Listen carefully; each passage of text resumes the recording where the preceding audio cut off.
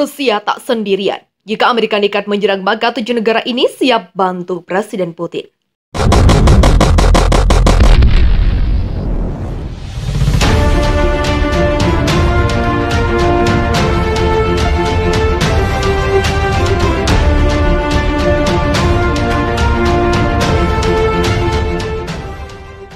Rusia selama ini terlihat sendirian ketika negara-negara barat ikut melibatkan diri untuk membantu Ukraina.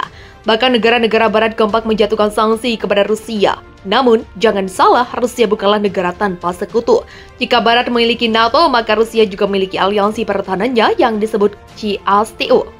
Seperti yang dilaporkan The Washington Post, Collective Security Treaty Organization adalah organisasi perjanjian keamanan kolektif yang tujuannya hampir sama dengan NATO. CSTO beranggotakan 6 negara yaitu Rusia, Armenia, Belarus, Kazakhstan, Kyrgyzstan, dan Tajikistan. Setiap negara memiliki komitmen untuk membantu negara lainnya jika mengalami agresi militer atau serangan dari negara lain. Selain anggota CSTO, Rusia diketahui memiliki hubungan dekat dengan beberapa negara lainnya seperti China, Suriah, Israel, Pakistan, Kuba, dan lainnya. Perjanjian keamanan kolektif dimulai dan ditandatangani pada tahun 1992 sebagai tindak lanjut dari persemakmuran negara-negara merdeka yang dibentuk setelah Uni Soviet bubar. Berikut ini profil 7 negara sekutu Rusia. China merupakan negara yang memiliki hubungan dekat dengan Rusia meski mereka dekat, tapi tindakan Rusia dalam serangan Ukraina tidak mendapat respon langsung dari China. China mengatakan tidak akan memberikan dukungan militer kepada Moskow, tapi telah meningkatkan perdagangan dengan peningkatan impor gandum dari Rusia.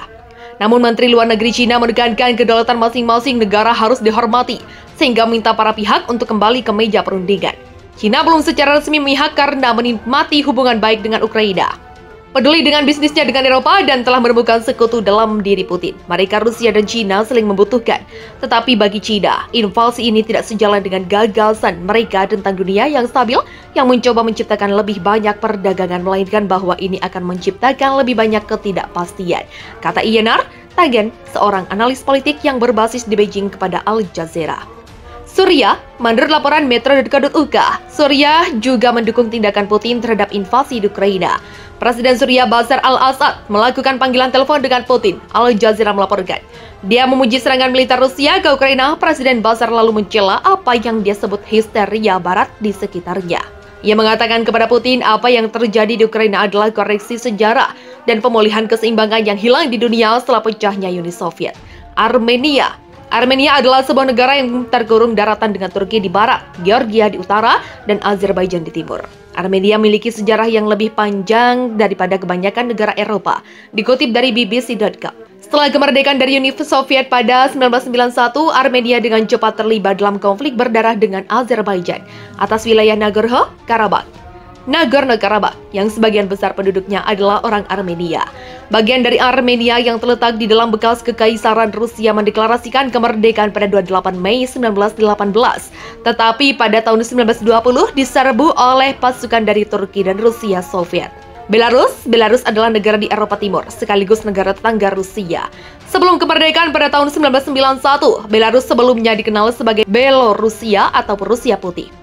Dikutip dari Britannica, Belarus adalah yang terkecil dari 3 republik Slavia yang termasuk dalam Uni Soviet. 2 yang lebih besar adalah Rusia dan Ukraina. Negara ini terkurung daratan yang berbatasan dengan Lituania dan Latvia di barat laut, dengan Rusia di utara dan timur, dengan Ukraina di selatan, dan dengan Polandia di barat. Luas Belarus kira-kira sepertiga ukuran tetangga selatannya Ukraina. Warisan masa lalu Soviet Belarusia juga terus memanifestasikan negara ini, baik dalam keunggulan terus-menerus partai politik komunis maupun dalam gaya pemerintahan otoriter negara itu. Sekitar 1/5 dari penduduk Belarus tinggal di ibu kota yang terletak di pusat Minsk, sebuah kota modern yang luas dan hampir seluruhnya dibangun kembali setelah hampir hancur dalam Perang Dunia II. Kazakhstan juga diejak. Kazakhstan secara resmi adalah Republik Kazakhstan di Asia Tengah. Negara ini berbatasan di barat laut dan utara oleh Rusia, di timur oleh China, dan di selatan oleh Kyrgyzstan, Uzbekistan, Laut Aral, dan Turkmenistan. Kazakhstan adalah negara terbesar di Asia Tenggara dan terbesar ke-9 di dunia, dikutip dari Britannica. Sementara Kazakhstan tidak dianggap oleh pihak berwenang di bekas Uni Soviet sebagai bagian dari Asia Tengah. Meski demikian, Kazakhstan memiliki karakteristik geografis, fisik, dan budaya yang mirip dengan negara-negara Asia Tengah lainnya. Ibu kotanya adalah Nur Sultan, sebelumnya Istana Akmola dan Selinograd. di bagian tengah utara negara itu. Kazakhstan sebelumnya Republik Konstituen dari Uni Soviet mendeklarasikan kemerdekaan pada 16 Desember 1991. Negara ini memiliki sumber daya mineral dan tanah yang subur. Kyrgyzstan juga termasuk negara Asia Tenggara seperti Kazakhstan. Kazakhstan berbatasan di barat laut dan utara dengan Cina di timur dan selatan dan oleh Tajikistan dan Uzbekistan di selatan dan barat dikutip dari Britannica. Sebagian besar perbatasan Kyrgyzstan membentang di sepanjang puncak gunung, ibu kotanya adalah Bishkek, dan dihuni oleh 3/4 populasi orang Turki Muslim. Kyrgyzstan yang dikenal di bawah kekuasaan Rusia dan Soviet sebagai Kyrgyzstan ditaklukkan oleh pasukan SAR Rusia pada abad ke-19. Dulunya merupakan Republik Konstituen USSR, Kyrgyzstan mendeklarasikan kemerdekaannya pada 31 Agustus 1991.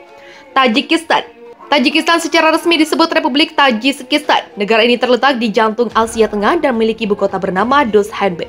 Perbatasan Tajikistan di utara adalah dengan Kyrgyzstan, Cina di timur, Afghanistan di selatan, dan Uzbekistan di barat dan barat laut.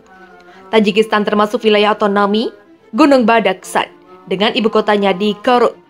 Tajikistan meliputi jumlah daratan terkecil di antara 5 negara bagian Asia Tenggara, namun lebih tinggi karena mencakup lebih banyak gunung.